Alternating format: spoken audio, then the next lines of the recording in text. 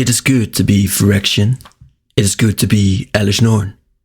This has always been true, but never more so than now. 3 worms, Gaia, Kaido, and Tyvar, the others called them, are before her begging for mercy. Oh, they don't do it out loud, but Norn sees it. Norn understands. Fear haunts their eyes and their 2 stiff bodies. Weapons tremble in pale-knuckled hands. How misguided they are. If they submit, she could do away with all of their faults, but she knows they'd turn down such a magnanimous offer. Such an act of benevolence. There is no point in asking. Just as there is no point in their efforts. All will be one, and it won't be very long now. Stay with us, she tells them. Behold the glory of New Phyrexia. Go to hell, says the smallest. The largest moves toward her, but the others pull him back. Typical. Discord lives within the hearts of the non-believers, even when they are so few. They are never truly united. If only they could see that. A mere flick of Norn's wrist is enough to summon the portals. Everything in this place is key to her will. Metal clicks and slides in and rearranges around them. 5 irises open on 5 alternate planes. No matter how their skies started, warm violet, slate grey, or coal black, they now pulse with red light. Phyrexian symbols blaze among the clouds. It is from these portals that she now watches the invasions. Realmbreakers' massive, barb-tipped limbs burst forth, anchoring themselves wherever they please. Rivers of blessed oil run onto the earth. Pods fly from the secured barbs, soaring in all directions, but always in perfect sync. Some birth centurions, some birth golems, and some lie in wait for the lost souls they will soon welcome. To the 3 lost creatures before her, a sunrise is beautiful. Phyrexia knows better. Thousands of mouths speaking with one voice, thousands of eyes with a single vision, thousands of minds with only one thought. That is beauty. I feel the story already. And they've created it with their own multitudinous hands. Okay, that's a bit extra. How have you ever known such unity? She asks. The smallest one opens her maw. Before the words come out, another far more pleasant voice cuts her off. We've done as you asked. Lukka, that is his name, isn't it? One of the humans retches at the sight of him, but to Phyrexia he's a shining example of the future that awaits them. Oh, so he was rough around the edges. They'd smooth those soon enough. Flesh trembles at its own destruction. It's only normal. Norn turns toward her only evangels. Jace slips off. He knows what Norn wants. Of course, knows before she has to say a thing.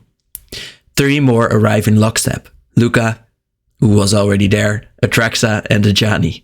Nahiri trails behind. The newest member sent to fetch her fellows. Carried like a trussed-up offering between them is the once powerful Sheoldred. Out of her armor she is pathetic and small. An overgrown newt who once dreamed of praetordom. Oh, Oliver Phyrexia knew she was only a pretender to the title. Now it's finally laid bare. Lukka and Ajani present their quarry. Sheoldred spits, her black spittle falling well short of its target. Will Fresca be the new one? Tight as she is, her natural inclination is to try and wriggle free. How satisfying to see her reduced to this. What shall we do with her? Asks Ajani, his eyes flick to the prisoners. Or do they need dealing with first? Norn beholds the little worms, so afraid. Already they're skittering backward. Their plans are as obvious as their terror. Leave New Phyrexia. Tell the others, gather their meager forces and mount a counterattack. So the efforts of the fleshbound often go. Where has all that struggle gotten them?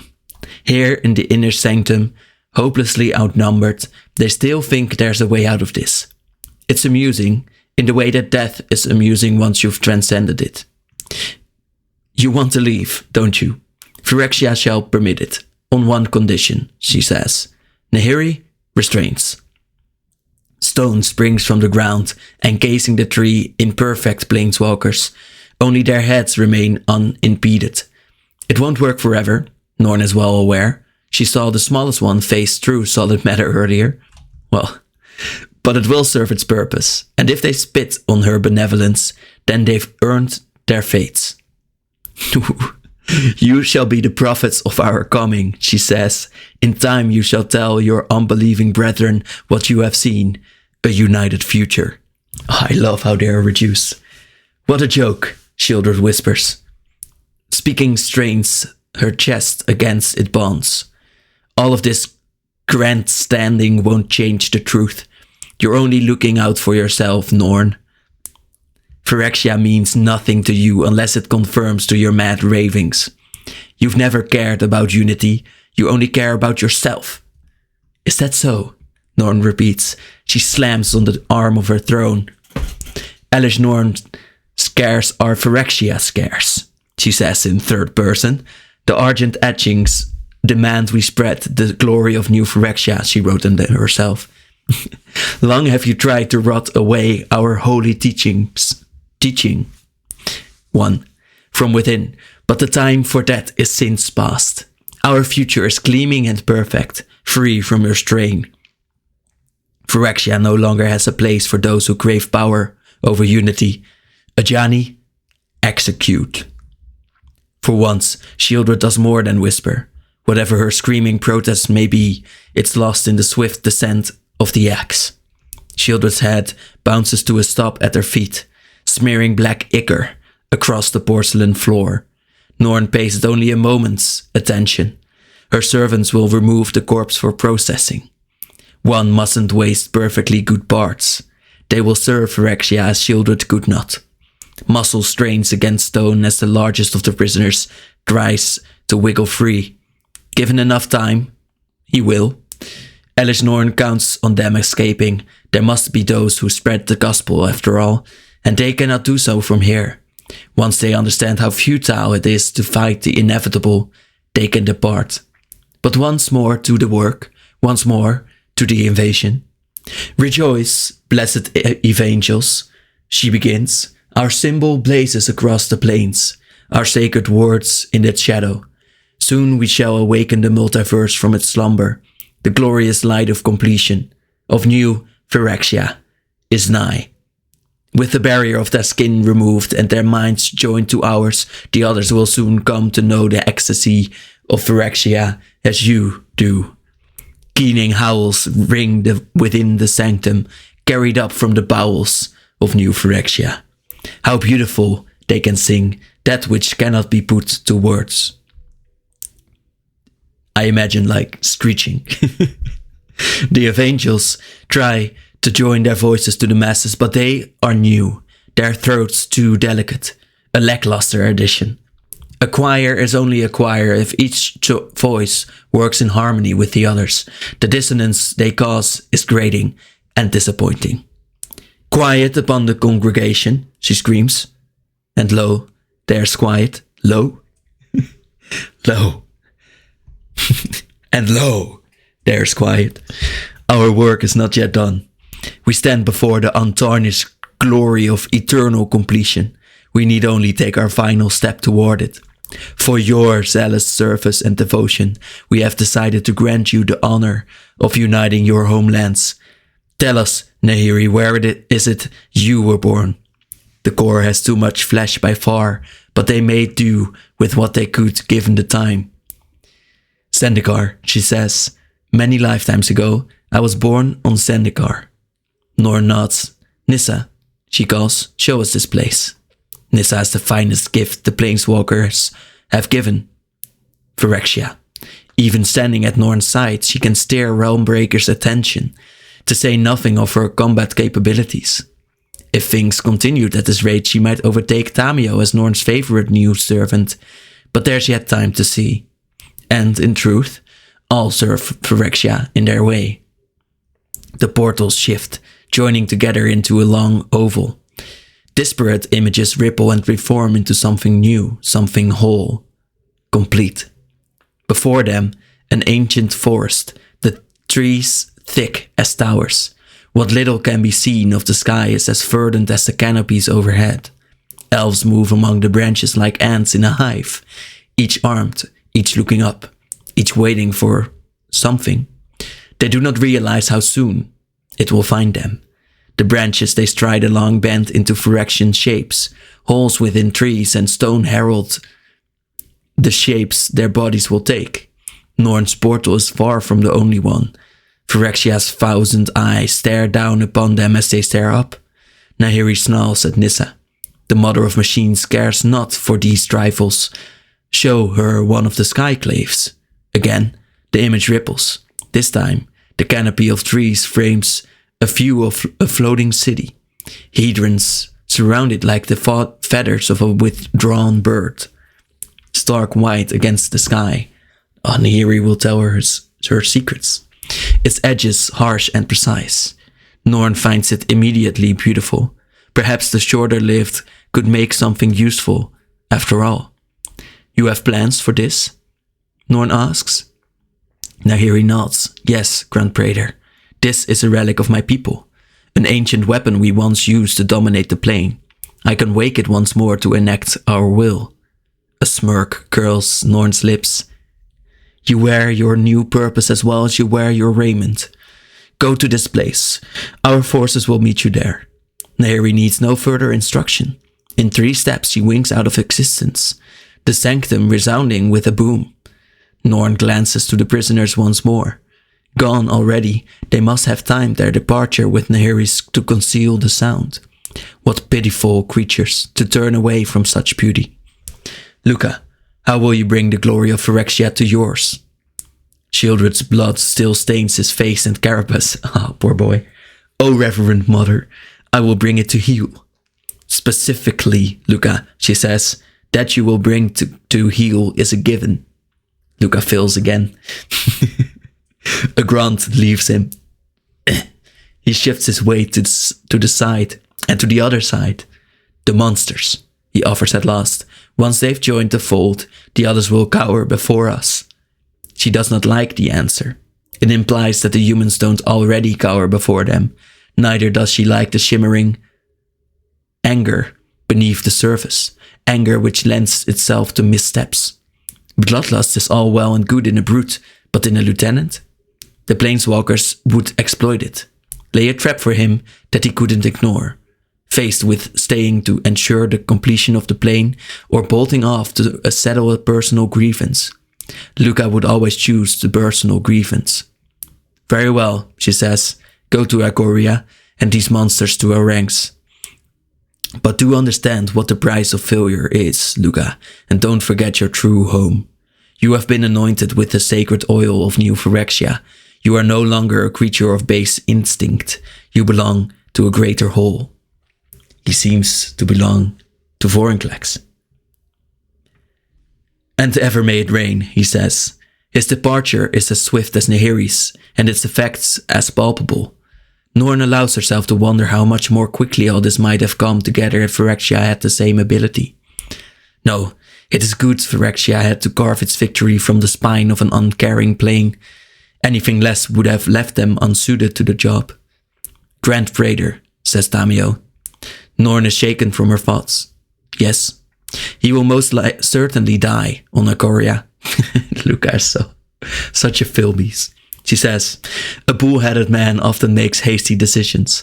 I imagine you intend for it to go that way. It's funny that they all know that he sucks. If he fails, he goes the way of Sheoldred, and one of you rains judgment upon him. Norn answers.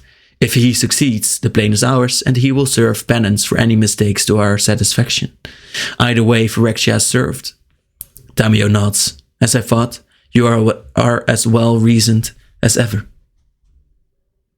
The Grand Cenobite does not make mistakes, says Atraxa. The others are unaccustomed to her voice. They find it harsh and painful. A shard of glass to their delicate eardrums. Even Ajani flinches. Norn does not. Indeed, Tamio, was it Kamigawa you called home? Once, before I came to understand the truth, she says. Nissa, Norn commands. The single word is all it takes. Once more the portals ripple and shift. The plane that greets them shines beneath a night sky. Artificial lights illuminate a glistening city. The few swing closer, as if on the end of an arrow, and soon they are within the city itself. Tiered structures looming near the shore, reaching for the dark above. The people walking the streets are soft and pliable. It strikes her that no one is panicking. Perhaps they realize completion is nothing to fear. But it is more likely that they know nothing of its coming, in spite of the portals overhead. Here, in the moments before the barbs make anchor, these people go about their pointless lives. A man ingesting some sort of food. He speaks to another person situated at a small stand, offering more of the same, asking him a question whose answer will soon be irrelevant. A woman walking with two of her offspring. They are begging for an extra helping of the candy in her hand. She tears off pieces for each, leaving herself without. A sacrifice no one will remember in light of what's about to happen. Tamio watches. Her grip tightens around an iron-bound scroll. Among the evangels, she is the only one not covered in blood. "Did you love Kamigawa?" Norn asks. "I did," Tamio says. A land of heroes and scoundrels, betrayers and champions. It seemed there were 1,000 possibilities for how life might change in the future. I wanted to see them all, and I wanted to discover, with my family, which one was true. Now I love what it will become. "Your family," Norn repeats. Ajani crosses his arms. He is listening intently, knowing there will be questions for him too. "Do you still care for your family?" Tamio watches the woman and her offsprings as they as they walk down the street. Overhead, the first slivers of white come into view. The woman continues. She swings the hands of her children, or they swing hers. Then, as if remembering she was asked a question, she turns. "I want them to understand what I've come to know about the world, about unity. If we are all completed, then we need never be apart again," she says. "You understand," Norn says. "Our family is greater than any you've ever known. Welcome the old into the new with open arms, Tamio." There's no true silence in the beating metal heart of Phyrexia. Metal slides on metal as its denizens go about their holy work. Pistons animate beings beyond human understanding. Blades cut away into which is impure. Here too, they can still hear the distant sounds of Sheoldred's final contributions, the crack of chitin, the tear of sinew. Yet the silence that follows Norn's words is there all the same. Tamio watches the screen and makes no sign that she's heard Norn's blessed command. Realmbreaker pierces the earth. Tiered buildings shudder and shed their layers. Whole floors tumble away. All around the tiles are falling like jagged porcelain snow. In only an instant, the small food stand is crushed. Red spills from beneath, joining the babbling water. The mother picks up her children, one in the crook of each arm, and runs. "Tamio," Norn repeats. This hesitation sticks between Norn's pointed teeth.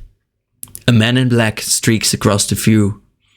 In a storm of brilliant cuts, the falling tiles are split, directed away from the family. They see no more of what happens. Atraxa takes flight, blocking the view with her wings. When she speaks, her voice is sharper than the sword, sharper than the unseen knives at work not far away. "Insolence isn't tolerated here. You were given a command." Tamio starts. Ajani flinches. She turns, blinking. I'm sorry. I've no idea what came over me." "See that whatever it is, you eradicate it," Norn says. "There can be no space for it. Return with Kamigawa under your control or be recycled." "As you wish," she says. The sense must have gotten back into her. She no longer hesitates in leaving and does not once look up toward the display. There are only 4 of them in the room once Tamio has gone. Nissa, standing at her side, her eyes clouded with green. Ajani, who watched Tamio go, waits for his next set of orders. Atraxa remains airborne. With every flap of her wings, her anticipation is palpable. But patience is a valuable lesson to learn. "Ajani," she says, and he inclines his head. What am I going to ask you? To show you the place where I was born, he answers. No, your destiny is greater than that. We believe you know where it lies. It is not silence that comes between them then, but understanding. When he turns toward the mirrors, it is with confidence. You want to see theros. Quite right. Black covers the surface of the mirrors. Black shines bright. Black reflects something new. A city stares back at them, one unlike the last. Wine-red waves lap at golden shores. White houses dot a verdant countryside. Where Kamigawa was swathed in the night, this place is brilliant under the light of a sun. The sun who will soon change. Ships sail beneath the outstretched sword of two guardian statues. The blue-white city.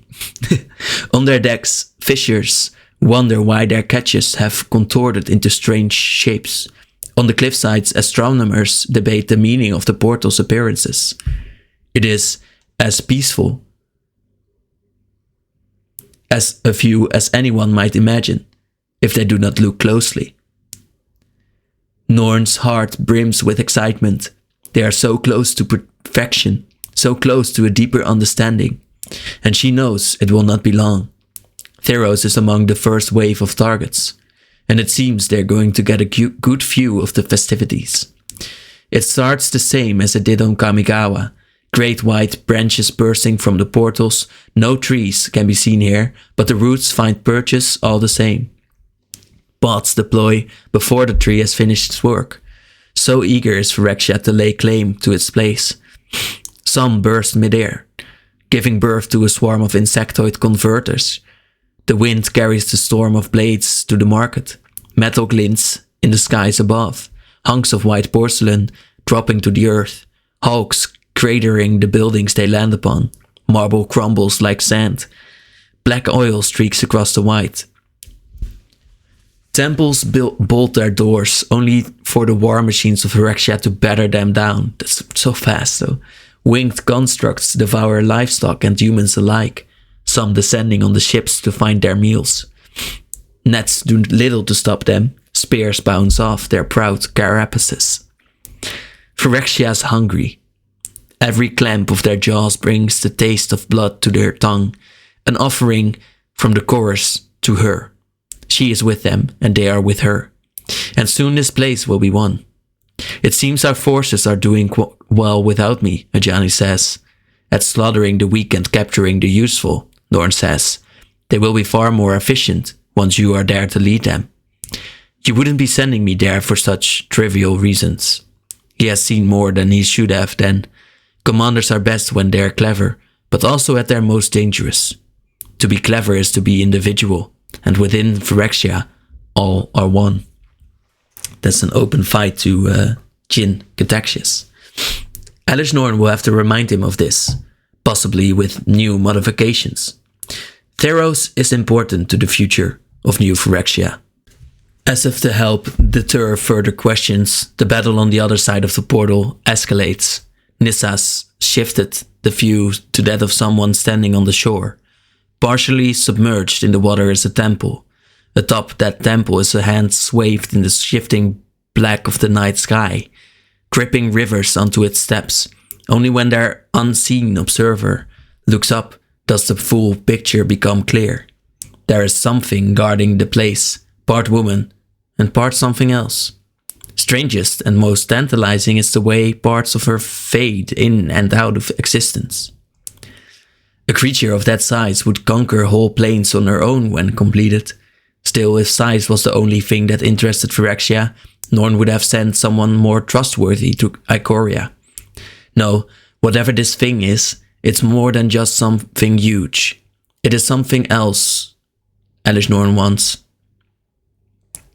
That, she says, pointing with one porcelain finger, you are to bring that within Phyrexia's embrace. Ajani studies the creature, nodding once. He looks to Norn. There is something like a smile on his muzzle as a plan becomes apparent to him. Ah, now I understand. It's the gods you are after. That's one of their gods. Norn expected more of deities. Not that there are any in existence who could hope to challenge Phyrexia now that it's taken its proper place. While this creature is majestic in a way, it's far from pure. Already Norn's mind races at the possibilities.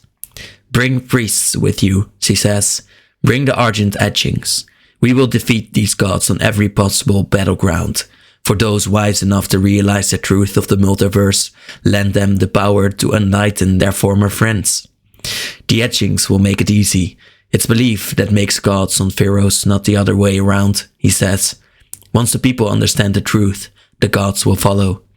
He looks once more over his shoulder. The creature, the god, has driven a bident through one of their attack ships. On the shore, what sailors remain throw their arms around one another in celebration. Wide smiles break out across their faces, made strange by the fear that clings to their eyes. Deep down, they know it will not be enough. And this brings Norn an untold, ineffable joy. Go, she commands. He does. Ajani, ever loyal, does as he is told. As he winks out of existence, she allows herself a moment of pride in his recruitment and creation. And pride, too, that he did not discover the real reason she'd sent him to theros. That's fine enough. Even ignorant of his goal, he'd accomplish it, which is to fight Elspeth. Only Atraxa and Nissa remain in the sanctum with her. Mother of machines, highest and holiest of authorities, I live to serve, Atraxa offers. You needn't waste your time on such inefficiencies, Norn says. You're well aware that there's a reason your task has come last. A slight flinch at the reprisal, visible only to the woman who shaped Atraxa's body with her own 2 hands. The others could lay claim to whatever parts they wished, but Norn knew Atraxa best, and Norn had her heart. Nothing remained of her former life save that which made her perfect. Whatever new Phyrexia says of me shall be done. Nissa, our missionaries once went aground on a place called Capenna. Show us what has become of it, because of the angels, I feel. It takes longer for their visions before them to change. Frustrating, but not unexpected. This isn't a place Nissa knows well. When at last a view comes into focus, they are staring at a golden gate, surrounded by white marble. Inscriptions surround the rim. Maybe she can see it because of the fact that there are angels and there is like this angelic, holy energy there. Norn can't read the language and has no care to. Not that she could even if she'd been familiar with it to start. A shimmering golden haze renders all the fine details fuzzy.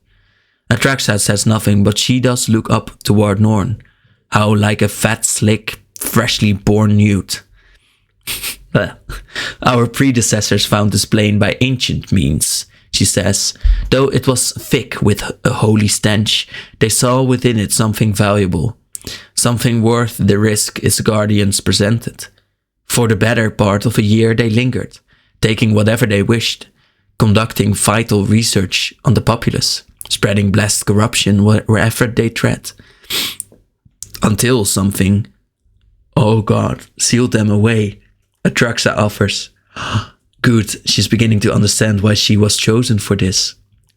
Oh, they're going to free them. Indeed, angels. False prophets bound to stone for their insolence. Norn says, these words must have weight for Atraxa.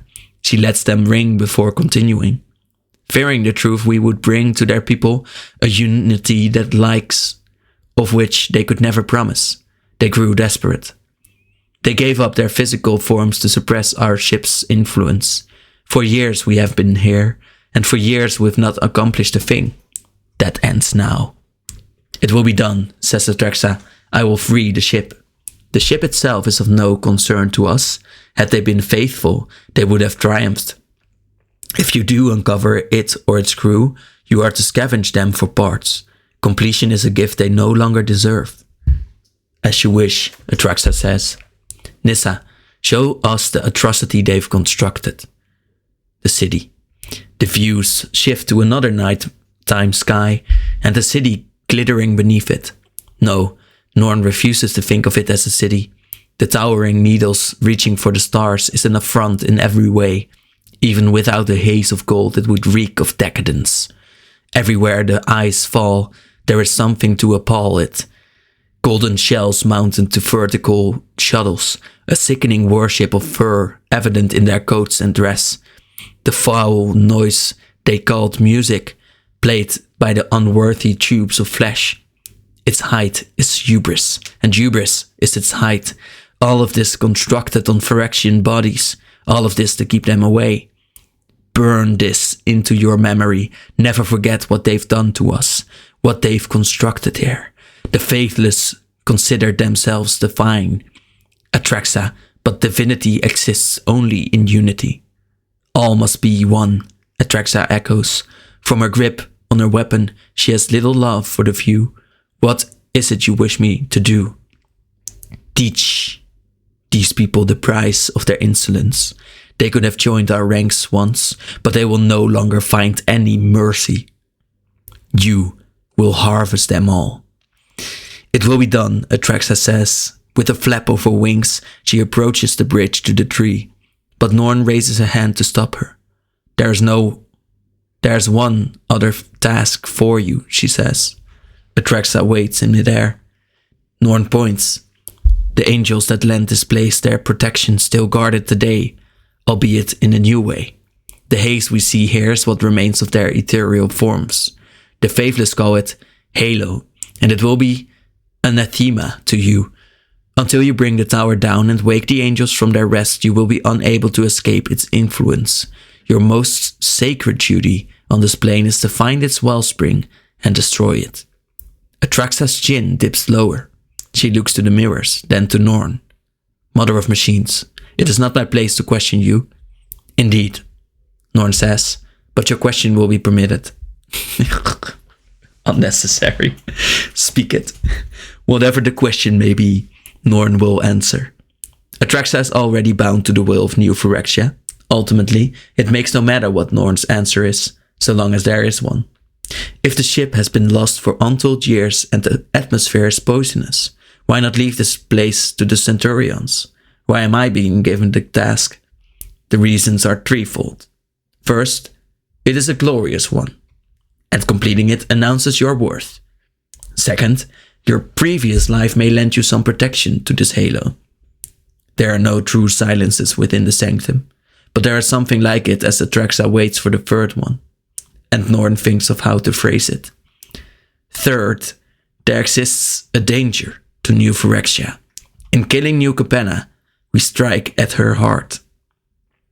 Elspeth again. Atraxa's wings flap once. This danger, is that why you sent Ajani to theros as well? Astute, Norn says. Yes, this danger cannot be permitted to triumph. You and Ajani will seal our victory. Then all is for the glory of the faithful, Atraxa says. She leaves then. Only Nissa remains, yet she is cold company. Norn's lieutenant is too preoccupied with managing the tree's growth to speak with her. The air is not quite silent in the sanctum. Norn hates it. With a gesture, she calls for her attendants. They arrive to recite her own thoughts and teachings to her, in their screeching voices. Elesh Norn forgets her nightmares. She is afraid of silence. And the woman who stalks them, cloaked in white. One more thing I noticed once I finished recording this is that Norn before said or felt like the red color and the black color were new. And now she is afraid of the white color. Not, well, she is it itself, but it's also because of Elspeth. So that's really deep.